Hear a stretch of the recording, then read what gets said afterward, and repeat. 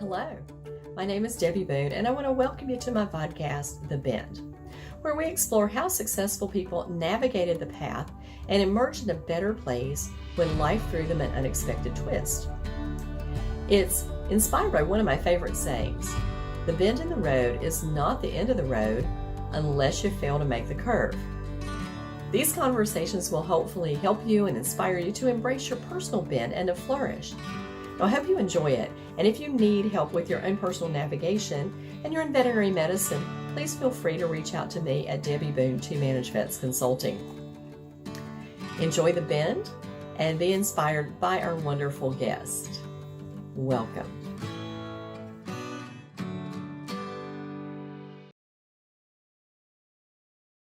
Thank you, everyone, for joining us today on this episode of The Bend. My name is Debbie Boone, and I am your host. And today I have a very interesting guest. I've known Sebastian for a couple of years, met him probably on the trade show floor, I think, the first time.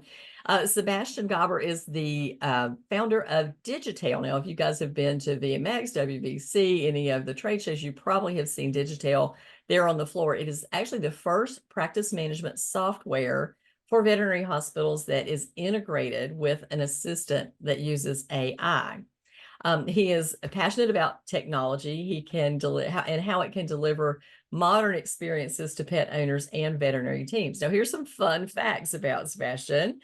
He co-founded and he runs Digitail with his partner, Roxana Pui. She's a product manager and the chief product officer. He lectured at the Geneva Business School, and he is a 3-time Ironman finisher, which to me is the most impressive thing that you have done, because I think that is just, I can't fathom doing that, Sebastian.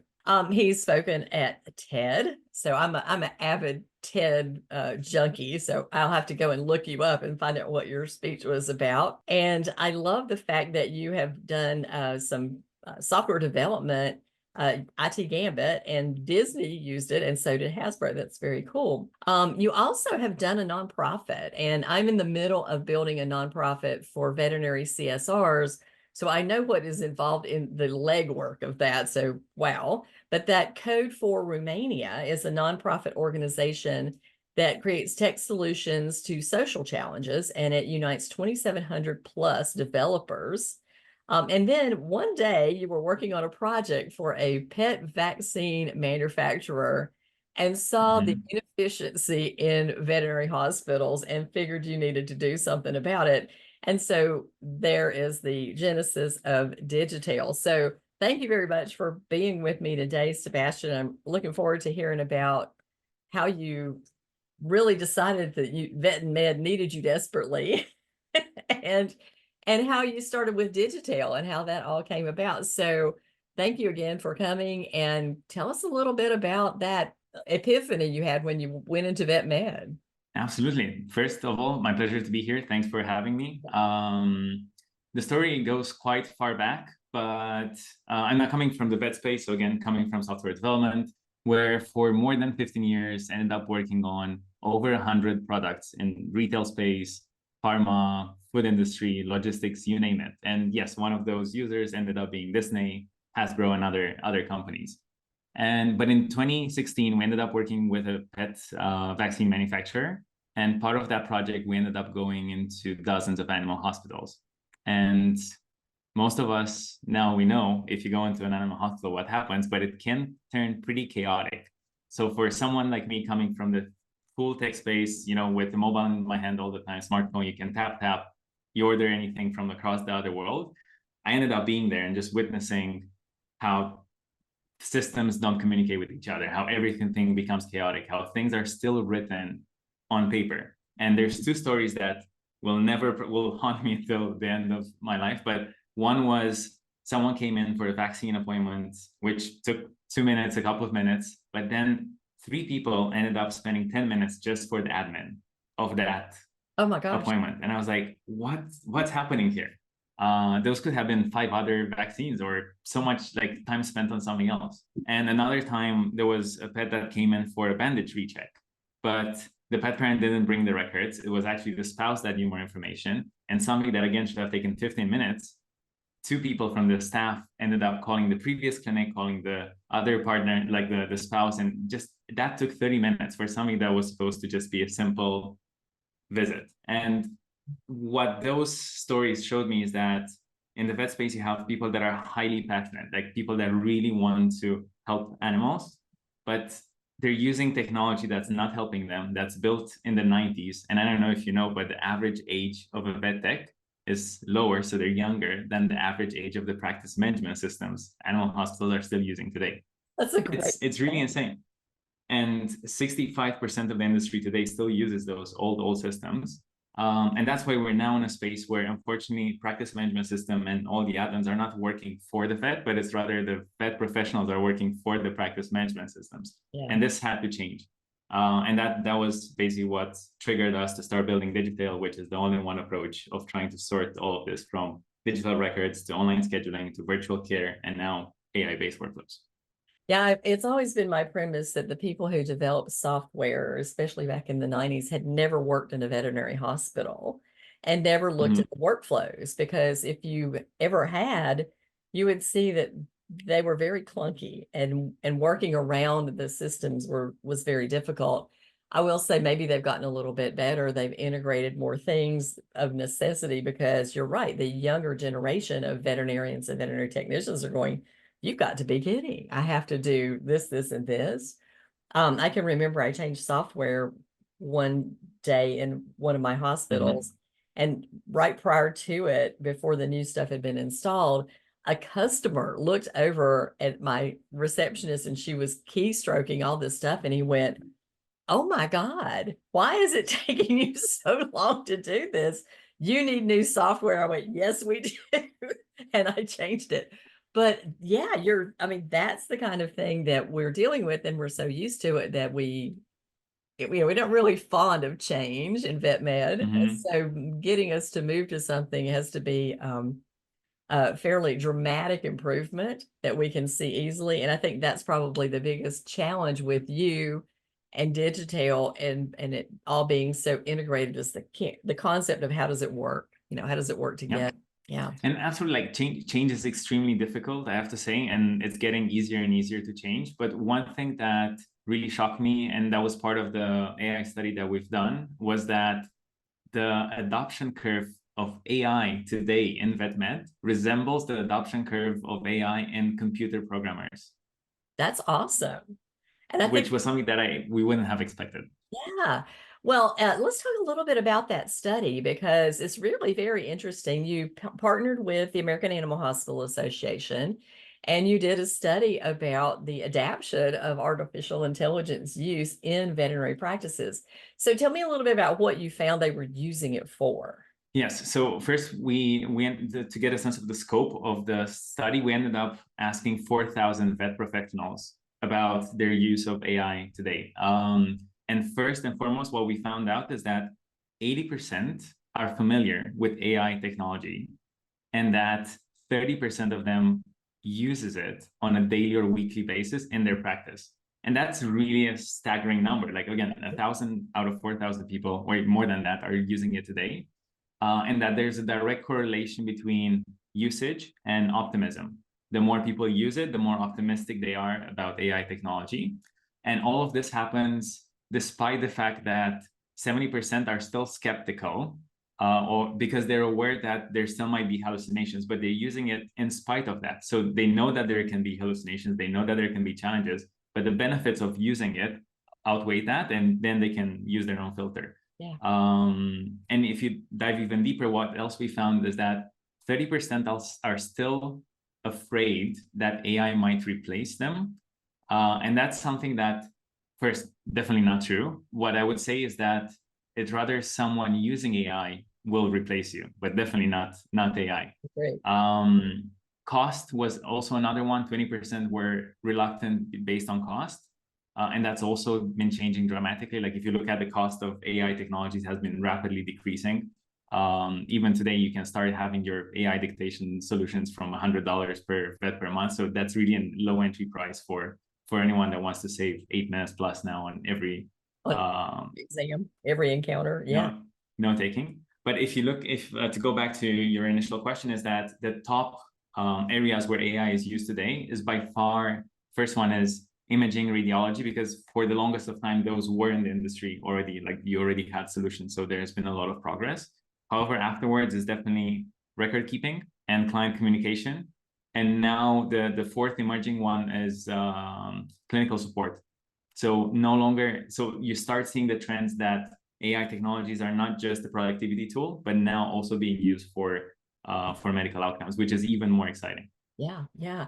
Well, I agree with some of the things that you're talking about are clicking with me, and especially the ones that they're basically listening to dictation, building the SOAP notes. And one of our challenges is always, getting good notes. And as someone who's been in hundreds and hundreds of hospitals and looked at I don't even know how many charts, there's such a variance of doctors who write novels, which is too much, by the way, and doctors who write so sparingly that if another doctor came in to take over their case, they would have no idea how to pick it up. So the sweet spot is in between that. And I believe that using artificial intelligence to, parse out the important parts of the dictation and create it in a format that is the SOAP format. And it's going to save doctors so much time during the day. First of all, we're more productive. And the other thing is, most of the time when doctors are staying late, they're staying late writing chart notes, or they have a pile of notes on their desk and they're not getting those notes done for days or weeks. And then you think, you can't possibly remember accurately what was that patient 5 days later when you've gone through 50 or, a stack of 50 cases. So getting those things done in the immediate is much more important than like trying to figure out, well, maybe on my day off, I'll sit here and I'll go through these charts, or I'll take them home. God forbid. Let's don't do that either. So I really love the idea of using it to save us time. Several years ago, I talked to a company called Vetstoria, and I'm sure you're familiar with Vetstoria. Talked to Julian, and actually the two Julians there, but Julian, and one of the things that was unique to Vetstoria over scheduling is that they could kind of use artificial intelligence to parse out how long an appointment should be, or if it should be, have it come in. So when you're looking at that kind of stuff for Digitail, is that the way you formatted the appointment scheduling for Digitail? Yes, but maybe to give you a better overview of this one is that we started on the AI journey almost close to 12 months ago. When we started, well, actually the story goes 1 month before that, when I was really skeptical about AI in general, like anything AI technology. I was like, no, not me. But then we had one colleague that was nonstop, not like every week he was coming and saying, you need to listen, you need to listen. And we did, the normal thing of not listening and saying that, hey, we're busy. We have bigger things to do. So we did that for a couple of weeks. And then at some point, okay, you have 15 minutes, tell us. And then we were like, why didn't you tell us earlier? Like, come on, this is important. So thanks to him, we started us using it internally in every department. And then because we saw the productivity gains across all from marketing, product, customer support, like everyone was having an increase in productivity. We then said, okay, what if we get this technology in the hands of our users? So we created a group of 10 hospitals that we gave them early access to Tails, which is our now AI assistant. And we tried to understand and work with them where are the areas where AI can have a positive impact in the hospital today. And I'll spare you the entire details and all the things that we've learned, but the most important parts were that AI today can have a huge impact in AI dictation, so saving all that time from writing a record. And one of our users actually calls it ambiental record keeping, is that you just let it run in the background during the visit, and at the end of the visit, you get everything. Your voice, the pet parent's voice, is able to distinguish those and give you the summary in the right format. As you said, like sometimes they become really verbose with a lot of context. Sometimes they're too short, but this gets it right in the format that you need. The second one is patient intake and triage, being able to, instead of spending 8 minutes when the pet parent comes in to ask all the questions and get all the history, you actually let the AI agent get all the history 3 days before, or again, starting 3 days before. and the pet parent can answer that in the comfort of their home. And that, again, saves a lot of time and gets you the summary in the right format in the SOAP. You know what? And the third, for just a minute, because that is so important. Over the years, the veterinarians, the receptionist will take a call. This is wrong with my pet. The technician will come in and take the history. And then the doctor comes in and the history is different. And the technician is very frustrated that the history is different. And I have always believed it's not because the clients are trying to be deceptive, although sometimes they really don't want you to know that they've tried this crazy on Google. But it's really that they didn't have time to think about it, or that they're not the caregiver of the pet, that the other person is really the caregiver of the pet. So if you're sending this out and it's in a questionnaire form and it's actually getting good information and you don't have to sit there and take the notes, I think you're going to get better information, more accurate information, and save yourself time. So the accuracy to me is more important than even the time saving.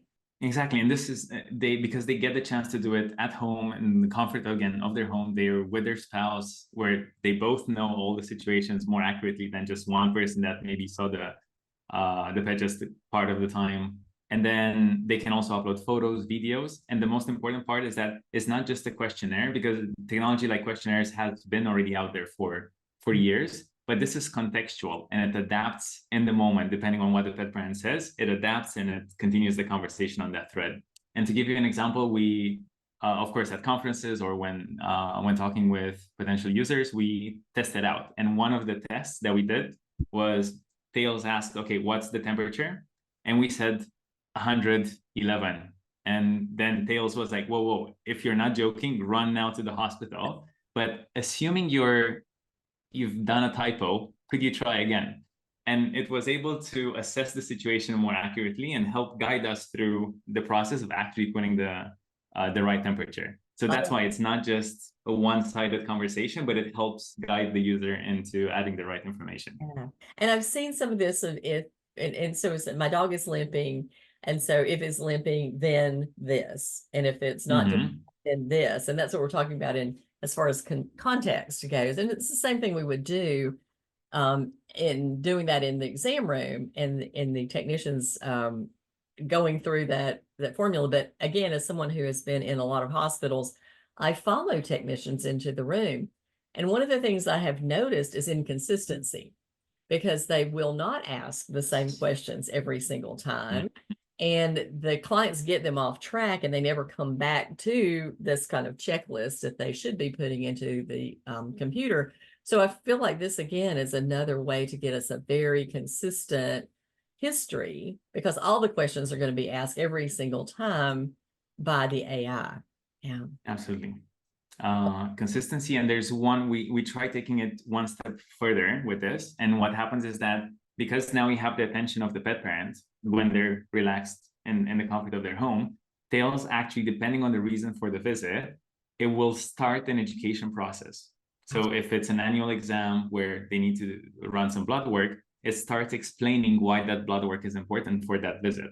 So again, when they come into the practice, they're already a bit more familiar with what's needed, what the vet is planning to do, and why that is important. Oh, that's wonderful, because, I feel like when I teach marketing, everything has to be heard multiple times. And so we lay that groundwork.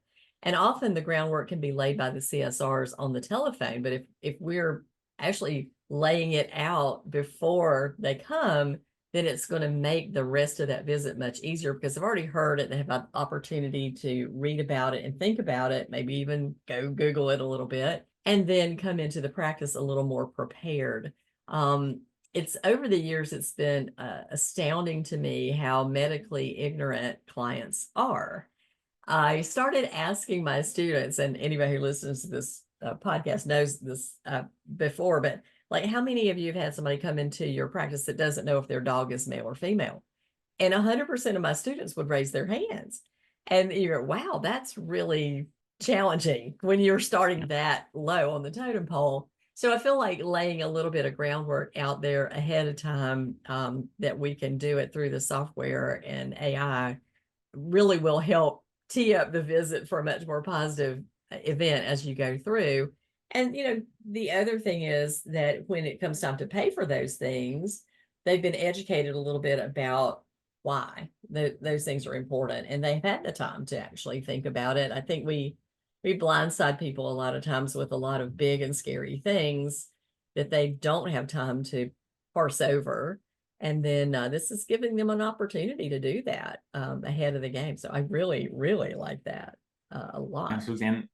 And Google AI is one of our investors, so hopefully they won't get upset with this one. But going back to the education component that you mentioned, is that it needs to come from a trustworthy source. Yes. And if the pet parent just goes on Google certain answers that they don't even know what's happening, then they come educated in the wrong way. So Right. it's super highly important for the vets and the hospitals to actually control that message and the education that goes out of, because then you have easier conversations when the pet parent comes to the clinic. You have willingness to pay and to invest in medical services. So that's where the big difference comes. But you need to have also bandwidth and time to do those. Exactly. Absolutely. Yeah. So I'm really curious as to when you first started Digitail, it's very difficult to start a new company. And you've done this before, so you're a serial entrepreneur, apparently. So how did you get into the vet space? Because it's a small world and we all know each other, but it's also a small and suspicious world. So how did you get into break the ice, so to speak? Honestly, this was also part of our one of the main lessons from the previous companies that I've started, is that one of the things you can get really wrong is if you build based on what you think is important for the people that you want to help. And I've learned it the hard way. Again, we won't go into that story, but that was something that going into Digitail, we really wanted to have this at heart, especially that I haven't personally worked in practice, so I definitely don't know what vets need. So what I did first and foremost was surround myself with people that actually work in practice and actually know. So most of our team are actually vets, vet techs, practice managers, so people that work in practice. And especially in the early days, it was also an important part to choose whom we listen in the early days. So we were really lucky to have a chance to start working with vets in the US, and not only that, really wanted to also automate, and they were kind of sick and tired of the old systems, and they wanted a new one that that actually helps them. And this is where probably they saw also our energy and the fact that we'll definitely won't give up until we build the perfect system for them. And they were great partners in helping us grow. So in a nutshell, having the right people on board and listening to the right users was key. Yeah, I think I appreciate that so much, because I mean, you and I've had some conversations there in the trade show booth and about things, and I really do feel like a lot of times software companies will come out with some new update or some new thing, and you go, but I don't really need that. That's not going to help me. It's not going to be important to me. So listening to what we actually do need that will help us dramatically, not just incrementally. I mean, if just save a second or two here or there, okay, that's great. And a lot of integrating the lab modules into the software, that was huge. I mean, really was, because we did miss so many charges and sitting there trying to manually put that in. So that was big. But now I think this is, that's become old hat. That's common. That's normal. But now this is taken a twist that I'm pretty excited about, because I've like, if it's already there, right? It's already helpful. It's already built in. It's so much easier than to try to go out to something like Chat GPT and build it and then pull it into the PIMS that you already have. And I feel like it's hard to sometimes to get veterinarians to think like business people, because time is money. And they're, oh, well, I'm happy the way I am. I don't really mind writing charts. Those things. Yes, but what could you be doing instead of those things? You could see another patient, which is always our struggle. We don't have enough time to see all the patients that we want to help. So we can see, or we can go home. We can have a life. We can go to lunch. We really can go to the bathroom. We just need to organize ourselves. And I think this is such a good way to save us time. Still get the work done, though. That's the important part of it, is still get the work done that needs to be done. When we launched the AI dictation, one of the best messages I've actually framed it from one of our users was that, thank you, I finally got home on time and I wasn't stressed anymore. And that was like made our entire team's day. But this is the power of, again, saving more than 8 minutes per visit just for writing the records. And if you go back like to what you mentioned, is it's not only saving time to necessarily have an extra visit. Sometimes it's about saving that time and just have the mental space to think about something else, or to be relaxed and not stressed, and then, you know, not being overworked and risking burnout. So there's so many advantages. Like some hospitals might choose to optimize the time even further and make sure that they end up seeing more patients. Some people just might give the time back or do training, or there's so many things, but you need to bring back that time in your hands and not leave it in pen and paper or writing long text of yes, summaries. absolutely. You know, it's sort of like, I remember when text messaging first started, and I thought, why would you text somebody? You can just call them and you can say the same thing. And then once I started using it, I realized that it was such a time saving. First of all, because people wouldn't get off on tangents. Usually, it'd be a text back and forth, and you go, it could be done, and then you would move on with your day, and you still communicated, but you got it done in a very efficient manner. And so I thought, okay, this reminds me of that. This is saying we get the same job done, but we get it in a very efficient manner. And the fact that we've done the work takes the stress off of us, because we know it's like Damocles sword is hanging over your head going, God, I'm getting all this stuff done, or I need to call these clients back, and I can't do it because all these records haven't been written, and I'm off tomorrow, hopefully. And then, you know, so there's so much that goes into just getting the work done in a timely manner. And also, you know, having good, clear charts, so important. One of the first clients I ever worked with got admonished by the board, and he was going to lose his license because his veterinary records were so horrendous. And somebody complained about it, and it took us about 4 years to get him straightened out, off of paper, into paperless templates, and, you know, those kind of things, in order for me to release him and say, okay, finally you can read his records. But his handwriting was awful too, so that was even worse. But, you know, these things matter. I mean, if you are looking at protecting your license, having clear notes, knowing that you have communicated well to the client. And the other part of that is you're also recording the client and what the client is saying. So there's always that, well, let's look back and see what the transcript says of what you told me to do, because, you know, here it is right here. Do you recommend that veterinary team is informing the clients that these are being recorded as they come into the rooms, that we use artificial intelligence recording everything we say, and then it's putting us into medical chart notes? Absolutely. Even though there are some states where that's not mandatory, we do recommend getting into a habit of doing that. And what we've seen is, again, feedback from our users is that the pet parents actually appreciate that, because it shows higher level of due diligence, of like making sure you want to get all the details right. So it actually builds more trust even with the pet parents. So it's just getting into a habit at the beginning of the visit, saying, do you mind if we record this? We'll be able to take into account all the information that we discussed. And of course, the other habit is the doctors have to be speaking their physical exam findings out loud, so that the description can take it down. And I think for me, that's something they should have been doing anyway, because I feel like that's a high value of service when you're explaining to the clients what you're doing as you work through the physical exam and what your findings are. As someone who's worked in veterinary hospitals a very long time, we won't even talk about how long, but I can remember well in the beginning of my career, when my doctors were not talking through that exam, clients coming up and going, I don't know why I have to pay for an exam. That doctor just pet my dog. And we did he do this, this, and this? He went, yeah, that was the exam. So by kind of forcing them to verbalize it, there is a much greater appreciation of the work that goes into the physical exam of what they're actually doing, rather than just feeling around on this pet and what they consider to be petting it. And, you know, doctors are amazingly quick at doing a physical exam, but knowing that it's going to be recorded, I think that might be even a little more thorough. So that's probably a good thing on that side of the table too. Well, Sebastian, I always like to ask all my guests this question, and that is, what do you consider to be your biggest career mistake? Because you talked a little bit about it with the first project that you had.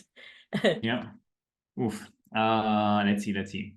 I think I would lie if I wouldn't have had the chance to do a lot of mistakes throughout my career. But I would have to say definitely if the top contender would be the one where not talking with users and building what I think is right, or someone else from the team thinks is right. But I have to say the second one is picking the right people for the journey. And it happened so many times where in projects, we ended up starting them with people that initially were excited about the mission, but in reality, they weren't. And after 3 to 6 months, everything became difficult. Everything was like, there's no more motivation. And that ended up killing the entire project. So what I would say is definitely pick up the people that share the same excitement to solve for the mission that you're on.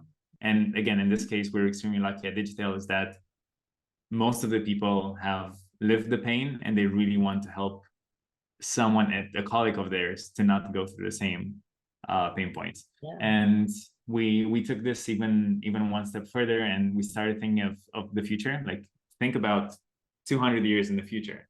And to do that exercise, the best thing is to actually look in the past. And what if you think about medicine 500 years ago? Like, you're probably thinking, they were doing anything? Like, what's happening? It evolved so much. And unfortunately, in 200 years, when we're going to look back, that's probably the similar thing that our future generations are going to say. So for us, we believe that we're at a core critical moment now when we get the chance to build a foundational layer for how the future will look like.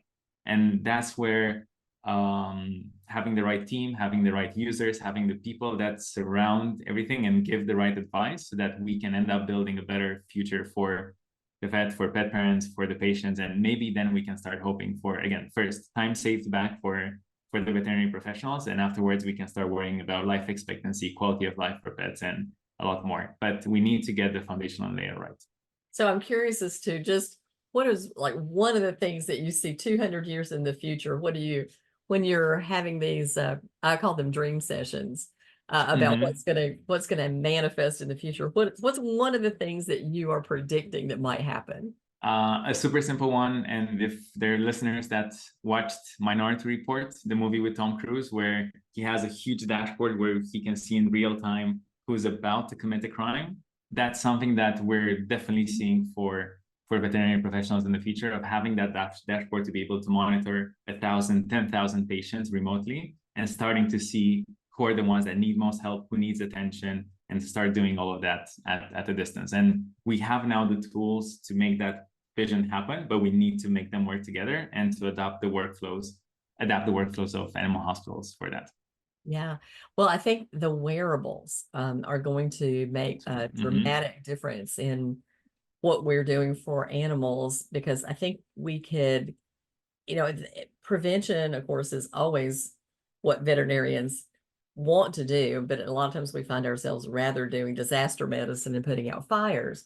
So if we can monitor our patients and have some kind of red flag system that says, oh, this is going south, or even, I look at now like the kitty litter that has the different colors that show up, that the pet parent can monitor their own cat, because these are things that we would look for in a urinalysis, is all these different things that might go wrong with the cat. That can be done at home. And I feel like there's a generation who is very focused on taking very, very good care of their animals, and they want that. And so if we go back to the education part of what you were talking about with Digitails, if we can educate them to understand what to look for.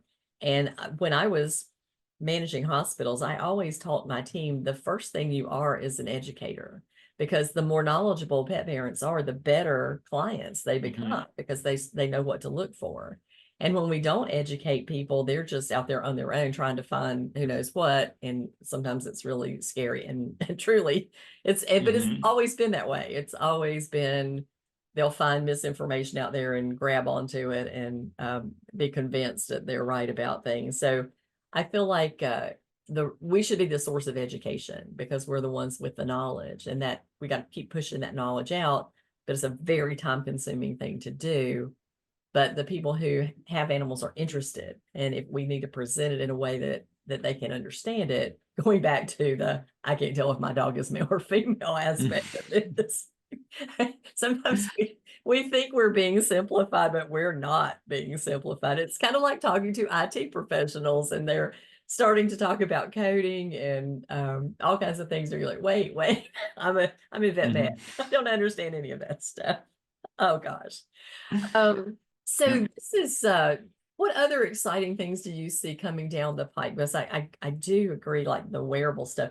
I think that in the next 10 years, thanks to AI, that even in human medicine, we are going to see so many medical breakthroughs because the vast amount of knowledge that can be processed in these large language models is beyond human scope. And there's so much research done all over the world that one person couldn't possibly read. I remember reading a story a year or two back about having AI read pathology reports for breast cancer and melanoma.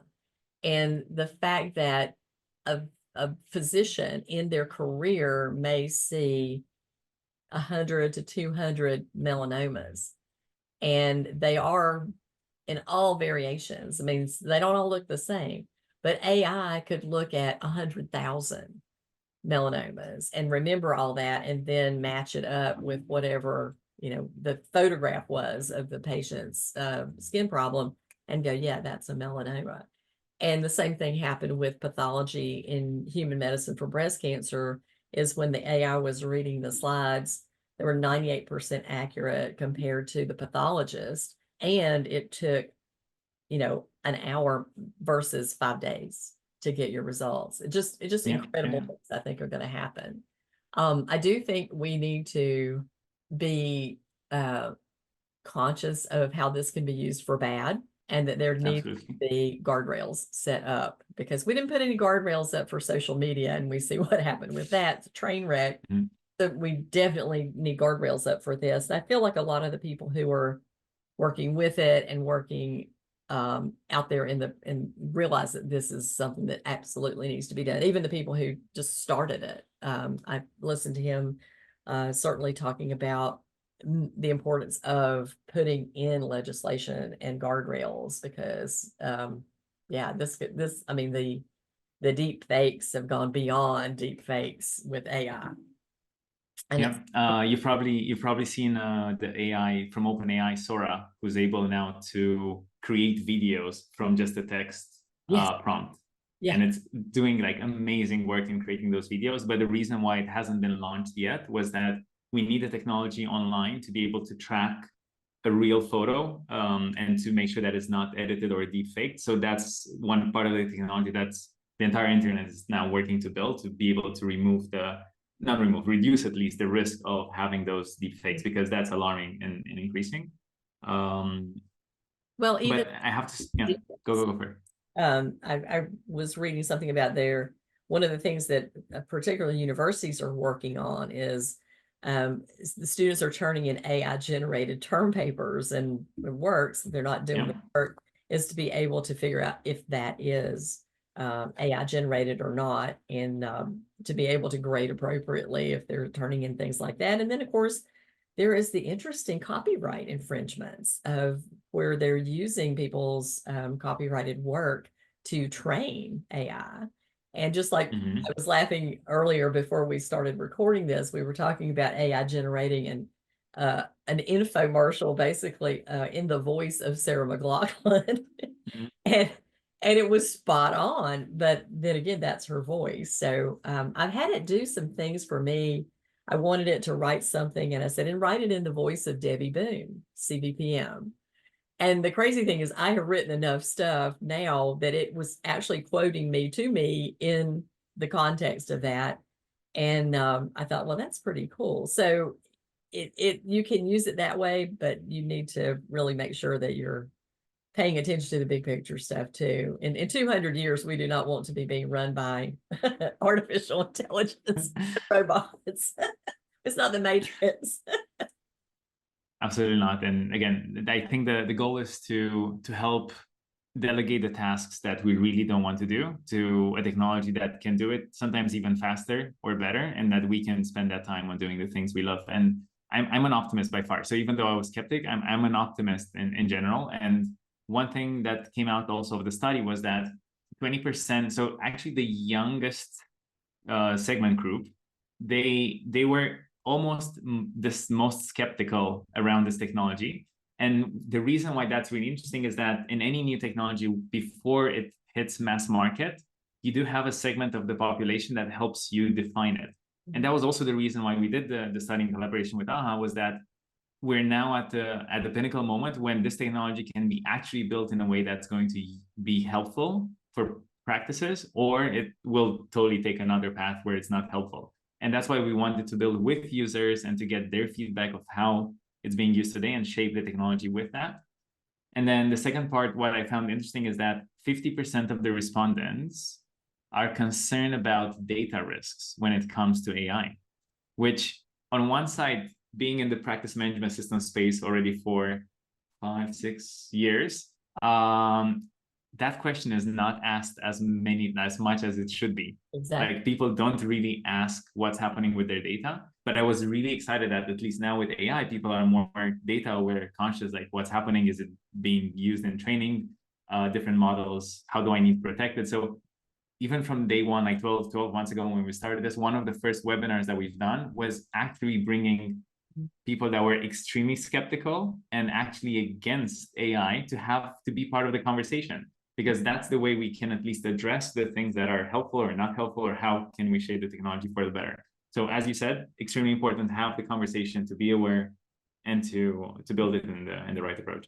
Yeah, I think that the younger users really have been trained more on cybersecurity, and that there's a generation that's very naive about cybersecurity. And as I look at things like now, and I am fortunate that I have 2 cybersecurity friends, and I said every time I talk to them, they scare the hell out of me. So but I feel like that is one of the reasons that there's been a lot of messaging, and that people who've been using stuff for a long time are like, oh, it'll be fine, until they get hacked. And then people who are young have seen other people experience this, and they go, no, we're gonna really watch our P's and Q's here, or they've been hacked in some of these things, and they've gotten a little wiser than some of the initial users of the softwares and the different apps and things. And so, yeah, very, very, very interesting to be alive, and lots of good stuff coming down the pike. And I feel like we should always embrace new stuff, but you said there's always people who kind of help you get it out there. And there's in marketing, there's the people who are always the early adapters, right? They're always gonna be the next new thing, the next new iPhone, the next new whatever that's coming out. So those early adapters have been out there, but I think the success of the early adapters have made the other people who are a little more hesitant go, oh, this is really cool, let me jump into it. So even more people have gotten into it. And the fact that OpenAI put it out there for free, that really allowed a lot of people to get into it and go, okay, let me just try it, because it doesn't hurt me and it doesn't cost me anything, and I don't have to put a credit card information in. So I feel safer about that too. I'll need to add on this one, because when I hear free, there's that saying with, like, if an online product is free, it means that you are the product. That's right. And in this case, OpenAI, indeed, they have a foundation at their core, and that's the foundation that's they're dedicated for open source, and they build an open source platform besides this. But the OpenAI or ChatGPT that we're all using, it's actually paid. Yeah. If you're using the free version, yes, your data is actually used for training the model. That's why I would recommend everyone to actually pay for the subscription, unless you don't want the future AI to know everything that you've written to it. So that's an important piece. And especially now, because you've asked me about where do I see the future? And yes, that dashboard is one. But if you think of the AI workflows, what I truly believe and what I've seen is that all of us will have a mini AI assistant that's built in our image. And we're seeing this more and more, and especially even with Tails. So if you use Tails in your practice, it will start learning from the way you practice medicine. And next time, with the next case, when it's going to provide you the summary or proactive summary or anything you wanted to do, it will take into account what you've done in the past for those specific type of visits. And this is something that, again, the technology is here. It's just about leveraging it at the moment. And even to take things further, thinking about 200 years move fast forward, is that I would dare people to imagine themselves being able to be in two places or more at the same time. And it was the same thinking that happened just 10, 20 years ago when we wanted at the same time to be at home, but also be able to grab a pizza from down the block. And now with technology, we're able to do that, right? You can order a delivery, you can be at home, order a delivery, the pizza comes, and it feels like you've been in two places at the same time, but you're at home. Same thing here. And while we're seeing one interesting example, and most likely all listeners have at least one pet parent that has outstanding balance that's still struggling to pay. So one thing we're seeing is that instead of you typing the entire messages of, oh, please, you have this outstanding balance, please send it, you instruct Tails to write it. Oh, it's there. You instruct Tails to write it while you can do something else. And you see Tails writing the entire message, exactly how you'd like to do it, while you can spend time on something else. And it creates this opportunity to be in two places at the same time or do two things at the same time. Oh, that's wonderful. Well, one of the things that if it solves the receivables problem, I think that's amazing.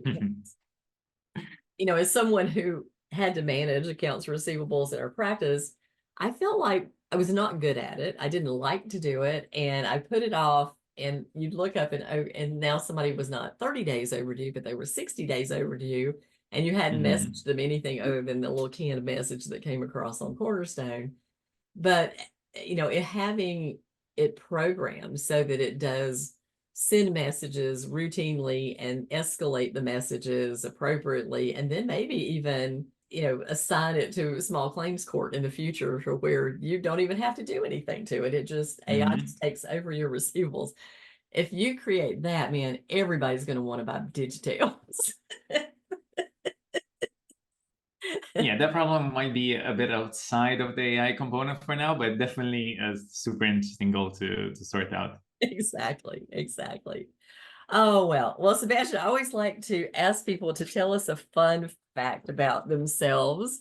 Now, I've already let the cat out of the bag that you've done Ironman, but is there, do you have a secret talent, a favorite song, something people might be surprised to learn about you? Oh, you definitely don't want to hear me singing. Absolutely not. Take that off the list. No, but you've mentioned already the Ironman part, which taught me a lot about resilience and just not giving up. But I think the second one, not sure if again fun or not fun, but maybe something interesting is that unfortunately, as I grew up, my family did struggle a bit with addiction, and that really put a mark on me. And to the degree that I drink coffee and I love coffee, but until the moment I feel that I need coffee, and then I fully stop just to make sure that, again, it's me deciding if I want to drink it or not.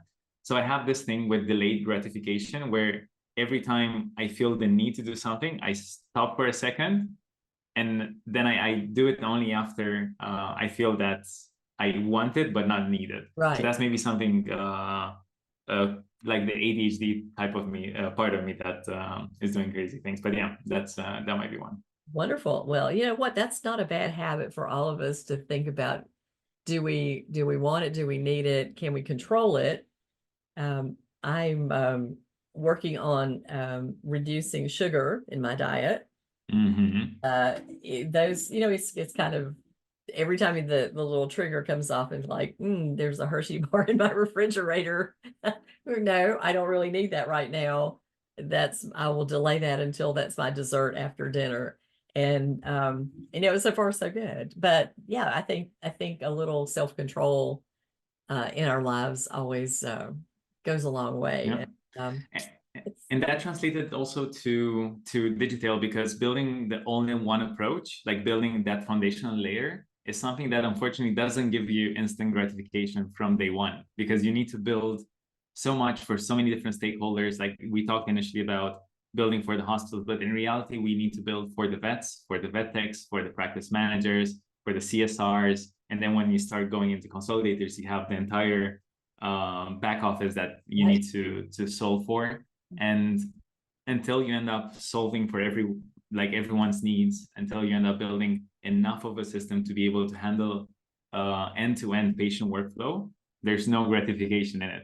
And this educated me a lot. And also the team is in the spirit of, yes, we do need to build, there's a lot of hard work that needs to be done, but the outcome that we're building towards is something that's worth spending the time on. And there's small milestones, I'm sure, as you go along, that you're accomplishing these things and getting good feedback, as you already said you got. And those little milestones as we go along kind of help us keep moving forward. I know for me, when I have clients give me feedback and say, you know, you've made my life so much easier, just to have somebody else to ask these questions of, to have someone who knows, you know, and has been doing this a long time to give me some feedback on a problem I'm solving, then that makes me feel like I'm making some progress in the world and doing some good and helping my mission, my personal mission along, which is to make veterinary life better for everybody. So, gosh, thank you so much for being with us. I always like to ask my guests if they have a favorite book. So do you have a book that has been incremental in your growth that you would recommend to somebody? I do have a few that became like my top favorites. You mentioned now with sugar. I would say Atomic Habits is by far one of the best books to start building habits to help you, because if you think about your day-to-day, if you would need to think of all the things that we need to do on a daily basis, your head will probably explode. So that's why we build habits. However, if you don't control that, you end up building the wrong habits rather than building the good ones that serve you. And it's the same for me. Like with the chocolate, I love chocolate, but I had to take it away from every slide, like every place that is visible, and hide it to places or not buy it. And that helps me build better habits, because if I knew it's there, then I would take it. So definitely that's one of the better books that has a meaningful impact in your day-to-day. Yeah, that is really a great book. I agree with you. Well, Sebastian, thank you so much. And I look forward to seeing you probably at a trade show next trip around. And we'll have all your information in the show notes. So our guests, if they have any questions, they can reach out to you about AI, Digitail, how it works in practice. And I thank you very much again for your time. It's been an enlightening interview. It was my pleasure. Thanks for having me. You're welcome.